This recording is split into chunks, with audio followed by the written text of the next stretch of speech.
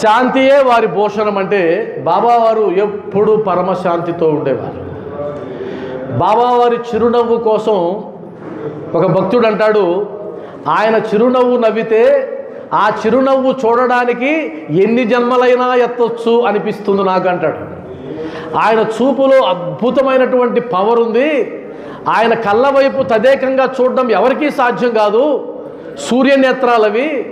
కాబట్టి బాబావారి చూపులు అలా చూడడం అంటే తల దించుకోవాల్సిందే ఎవరైనా, అంత ప్రభావవంతంగా ఉంటాయి అని అంటాడు ఆ భక్తుడు.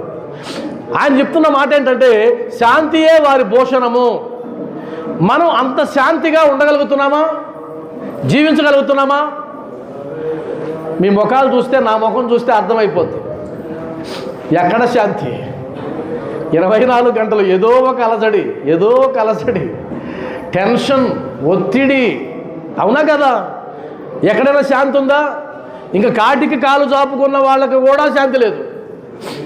ఇంకా పాస్పోర్ట్ రెడీ అయిపోయింది, రేపో మాపో పాస్పోర్ట్ రిలీజ్ అవుతుంది, ఇది తీసుకెళ్ళిపోతారు విమానంలో, అయినా కూడా టెన్షనే.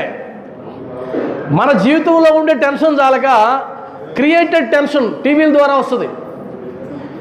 టీవీలో ఏడిస్తే మనం ఏడుస్తాం, టీవీలో నవ్వితే మనం నవ్వుతాం, టీవీలో టెన్షన్ పెడితే టెన్షన్ పెడతాం. అది క్రియేటెడ్ టెన్షన్.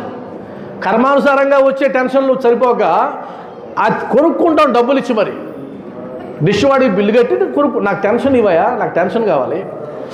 ఎక్కడ పోతుంది టెన్షన్? కాబట్టి పరమశాంతితో ఉండగలిగితే కనుక మీరు బాబా భక్తులు.